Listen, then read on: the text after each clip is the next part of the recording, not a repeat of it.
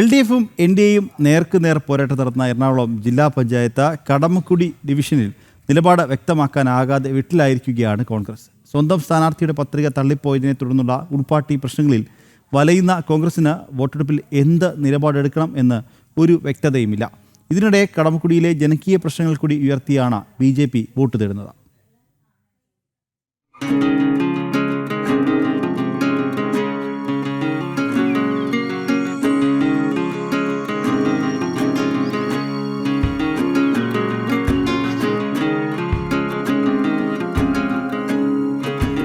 എറണാകുളം ജില്ലാ പഞ്ചായത്ത് കടമക്കുടി ഡിവിഷനിൽ ഇത്തവണ NDAയും LDFും തമ്മിലുള്ള നേരിട്ടുള്ള പോരാട്ടമാണ്. UDF സ്ഥാനാർത്ഥിയുടെ പത്രിക തള്ളിയതോടുകൂടി NDA കൂടുതൽ വിജയപ്രതീക്ഷയിൽ തന്നെ മുന്നോട്ട് പോകുന്നു. അവിടെ കോൺഗ്രസ് ആണ് ശരിക്ക് പെട്ടുപോയിരിക്കുന്നത്. എന്ത് നിലപാട് സ്വീകരിക്കണം എന്നതുപോലും കൃത്യമായ ഒരു തീരുമാനത്തിലെത്താൻ കഴിയുന്നില്ല.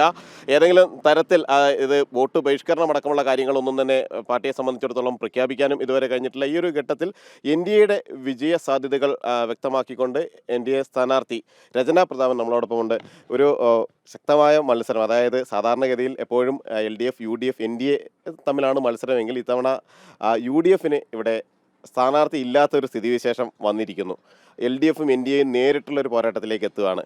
എങ്ങനെയാണ് ഈ മത്സരത്തെ കാണുന്നത്? മത്സരം നല്ല വിജയപ്രതീക്ഷ തന്നെയുണ്ട്. എന്ന് വെച്ചാൽ നമുക്ക് UDFൻ്റെ ഓരോരുത്തരെ കാണുമ്പോഴും നമുക്ക് നല്ല സപ്പോർട്ടായിട്ടാണ് സംസാരിക്കുന്നതും.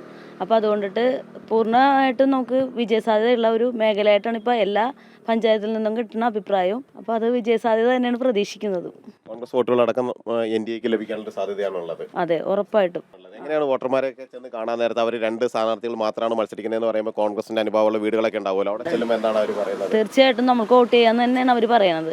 അതുകൊണ്ട് തന്നെയാണ് പ്രതീക്ഷയുള്ളതും വിജയസാധ്യത പ്രതീക്ഷിക്കുന്നത്. സർക്കാരിനെതിരായിട്ടുള്ള ഒരു വികാരം പൊതുവേ നിലനിൽക്കുന്നുണ്ട്, LDFിനെതിരായ ഒരു വികാരമുണ്ട്. അതൊക്കെ അനുകൂലമായി തന്നെ മാറും.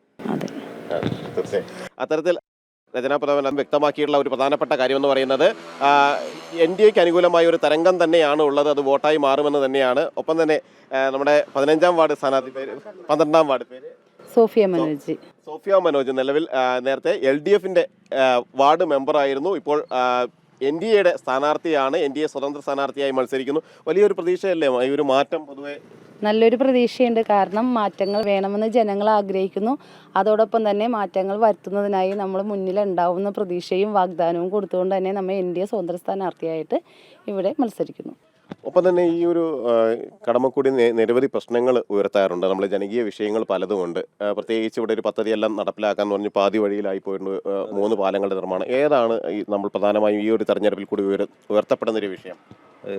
BJP NDA ഉയർത്തുന്ന ഏറ്റവും പ്രധാനപ്പെട്ട വിഷയം എന്ന് പറഞ്ഞു കഴിഞ്ഞാൽ ഈ കണ്ട ഒരു 30 വർഷത്തോളമായിട്ട് നമ്മുടെ നാട്ടിലെ ഏറ്റവും പ്രധാനപ്പെട്ട വികസന പദ്ധതിയായി ചൂണ്ടിക്കാണിക്കപ്പെടുന്നതും ജിഡ നടപ്പാക്കാൻ ഉദ്ദേശിച്ച് പാതി വഴിയിൽ ഉപേക്ഷിച്ച രീതിയിലാണ് ഈ കണ്ടെയ്നർ റോഡിൽ നിന്ന് പറവൂര് വരെയുള്ള ഒരു കണക്ടിവിറ്റി റോഡ്, അതായത് മൂലമ്പള്ളി ചാത്തനാട് കണക്ടിവിറ്റി. ഈ പദ്ധതി യഥാർത്ഥത്തിൽ ഇവർ ഒരു 10-15 വർഷമായിട്ട് ഉപേക്ഷിച്ചിരിക്കുകയാണ്. വെറുതെ എല്ലാ വർഷവും ഒരു 35 കോടി അനുവദിച്ചു, 40 കോടി അനുവദിച്ചു എന്നുള്ള ഒരു പ്രയോഗം മാത്രം. അതൊരു പറച്ചിലാണ്. കാരണം പൊതുജനത്തെ ഇലക്ഷൻ കാലഘട്ടത്തിൽ പറ്റിക്കുക എന്ന് പറഞ്ഞ ആ ഒരു രീതിയിലേക്ക് അത് പറഞ്ഞിട്ടുണ്ട്. അപ്പം നമ്മളിപ്പോൾ കേന്ദ്ര മന്ത്രി നിതിൻ ഗഡ്കരിയുമായും നമ്മുടെ ഫിഷറീസ് മന്ത്രി ജോർജ് കുര്യൻ സാറുമായിട്ടും സംസാരിച്ചതിൻ്റെ അടിസ്ഥാനത്തിൽ ഒരു പ്രോജക്റ്റായിട്ട് തന്നെ കേന്ദ്ര ഗവൺമെൻറ് ഈ പദ്ധതി ഏറ്റെടുക്കണം എന്ന് ശക്തമായി ആവശ്യപ്പെടുകയാണ്. BJPയുടെ ജില്ലാ കമ്മിറ്റിയും സംസ്ഥാന കമ്മിറ്റിയും അതിനുവേണ്ടി നമ്മളോടൊപ്പം നിൽക്കാം എന്ന് നമുക്ക് ഉറപ്പ് തന്നിട്ടുണ്ട്. ആ ഉറപ്പ് നേടിയെടുക്കുക എന്നതാണ് ഇപ്പോൾ ബ്ലോക്ക് കാൻഡിഡേറ്റായിട്ട് മത്സരിക്കുമ്പോൾ എൻ്റെ മുന്നിലുള്ള ഏറ്റവും പ്രധാനപ്പെട്ട ലക്ഷ്യം.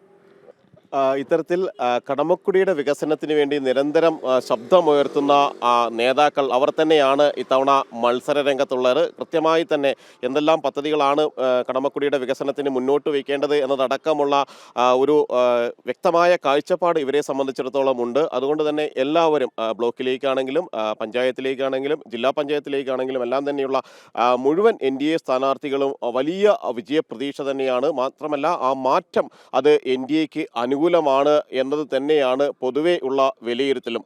ക്യാമറാമാൻ സന്തോഷ് തിരുമലയ്ക്കൊപ്പം ജിജീഷ് കരുണാകരൻ, ജനം, കൊച്ചി.